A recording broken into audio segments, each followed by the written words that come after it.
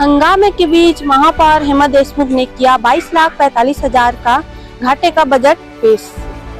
मानव मंदिर चौक में लगी थी नगर घड़ी, जिसका मुद्दा आज फिर बजट में उठा।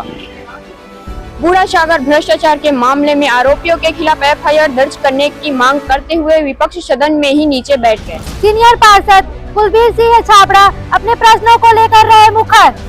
बजट बैठक कार्यवाही से पूर्व बूढ़ासागर भ्रष्टाचार को लेकर हुआ हंगामा शुरू।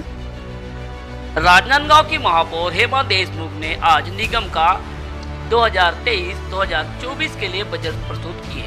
भाजपा पार्षद दल के विरोध के बावजूद कांग्रेस पार्षद दल सहित महापौर हेमा देशमुख ने मोदी अडानी भाई भाई, लोकतंत्र बचाओ, भूपेश बघेल जिंदाबाद जैसे नारे लगाए। अपने कार्यकाल का चौथा बजट 22,45,000 रुपए का घाटे का बजट पेश किया। बैठक का आगाज ही शुरुआती दौर में हंगामेदार रहा। बैठक शुरू होते ही शहर के बूढ़ासागर भ्रष्टाचार मामलों में दोषियों के खिलाफ एफआईआर दर्ज को लेकर विपक्ष ने हंगामा किया।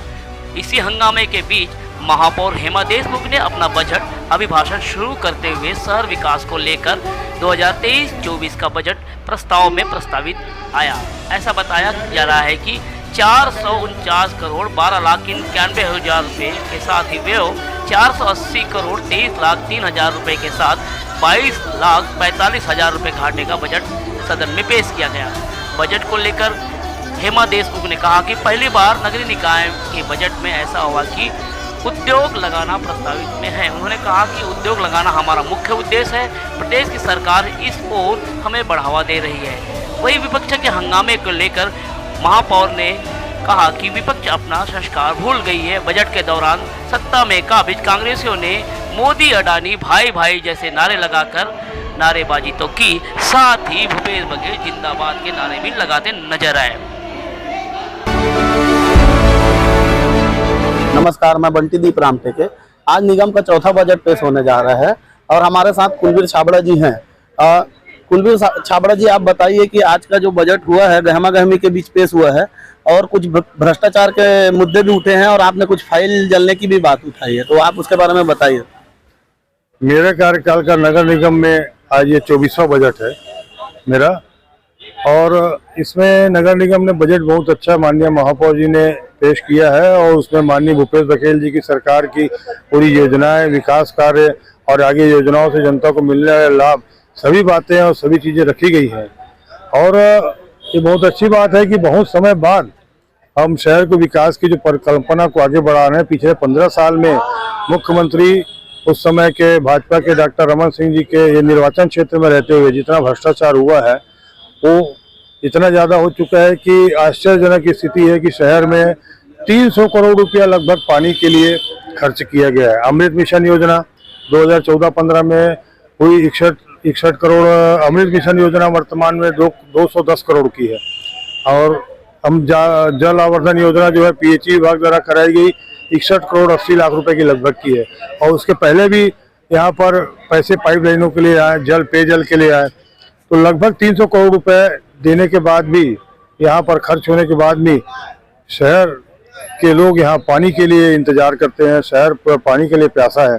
ये आश्चर्यजनक विषय है कि इतना पैसा खर्चा होने के बावजूद मधुसूदन यादव जी पूर्व महापौर रहे, यहाँ पर पूर्व सांसद भी वो रहे हुए हैं और मधुसूदन यादव के महापौर रहते ही ये काम हुआ।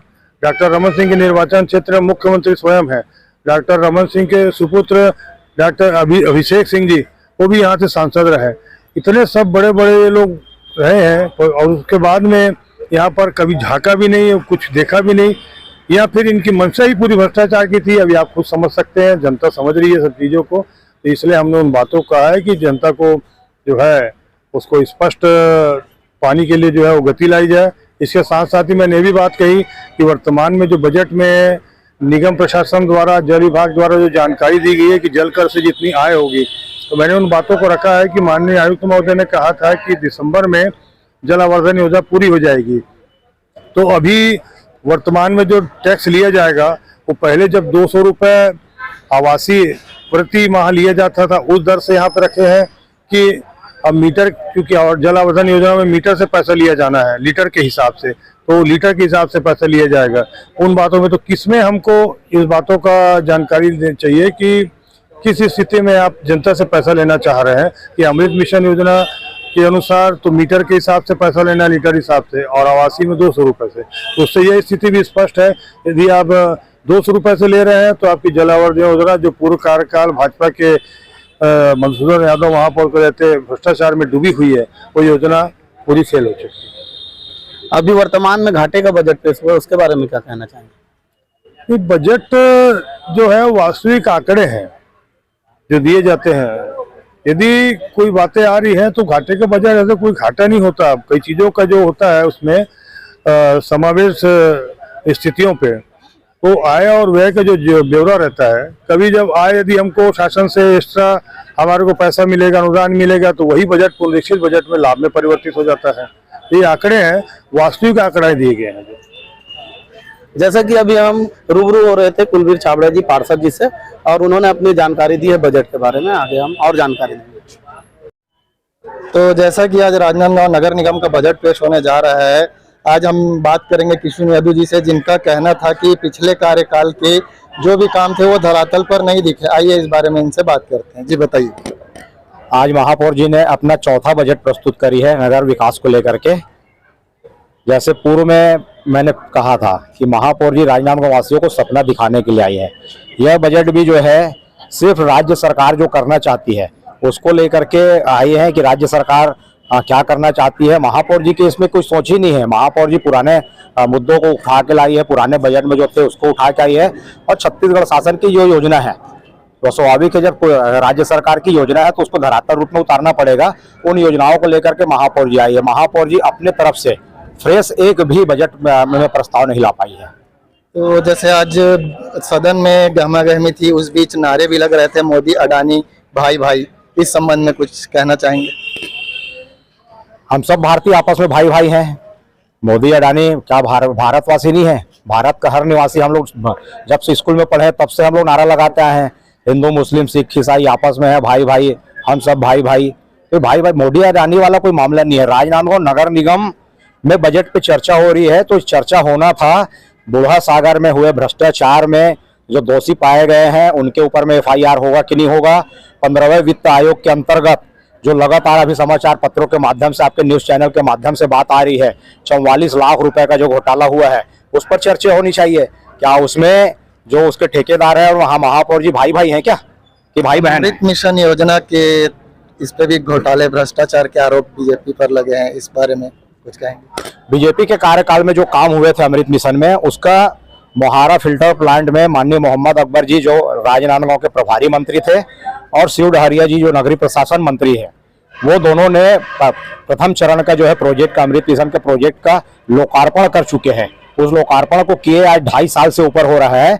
महापौर जी में यदि हिम्मत है, महापौर जी ने यदि कोई काम करवाई है इन 2.5 साल में, उस लोकार्पण के बाद में शिव डहरिया जी को और प्रभारी मंत्री जी को बुला करके बाकी हुए बचे हुए प्रोजेक्ट का जो है लोकार्पण करवाएं। और नहीं करवा सकती, उनको लगता है कि इसमें भ्रष्टाचार है तो जांच करने से कौन रोके हुए? अधिकारी उनके हैं, राज्य सरकार उनकी है। हिम्मत है तो जांच भी करवाइए और दोषियों पर कार्रवाई कीजिए। तो हम बात कर रहे थे किशोर यादव जी से, जिनका कहना है कि इन्होंने अपने तरफ से कह दिया है अगर कांग्रेस चाहती है उसकी कार्रवाई करे, अमृत मिशन योजना में हुए घोटाले की, और जो भी तथ्य हैं उसको सामने लेकर आए। धन्यवाद। आज हम अपने महापौर जी से जानना चाहेंगे कि उन्होंने अपने चौथे कार्यकाल का बजट पेश किया गया है, जिसमें 22,45,000 के घाटे का बजट पेश किया गया है। तो इसके बारे में मैम मैं आपसे जानना चाहूंगी। हमने अभी आज राजनांदगांव का चौथे साल का बजट पेश किया है और ये जनहित पे है। ये बजट पहली बार ऐसा हुआ कि बजट में हम जनता के लिए उद्योग लाए हैं, क्योंकि उद्योग लाना यानी आर्थिक रूप से लोगों को सुदृढ़ करना, ये पहली बार ऐसा हुआ।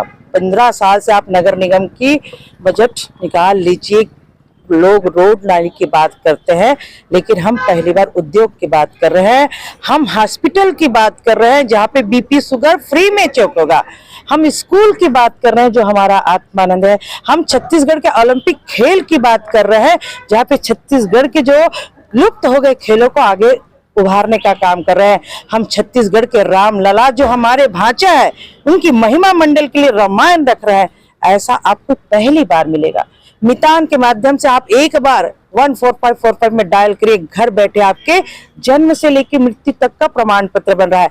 आपको जो दवाई है धनवंतरी योजना के तहत कम दर पे प्राप्त हो रही है और गढ़ कलेवा के माध्यम से हम लोगों को छत्तीसगढ़ व्यंजन खिला रहे हैं। मुझे नहीं लगता ऐसा कौन सा जगह है जहाँ पे विकास नहीं है। अरे मैं तो बोलती पिछले वाले अपना एक काम ही बता दे, हम इतने सारे काम किए उसमें से एक भी बराबरी का टक्कर तो ले ले। जो हमारा जो बजट है वो जनहित के लिए, जनता के हित के लिए, आर्थिक रूप से सुदृढ़ करने वाला हमारा बजट है और ये बजट बहुत शानदार है।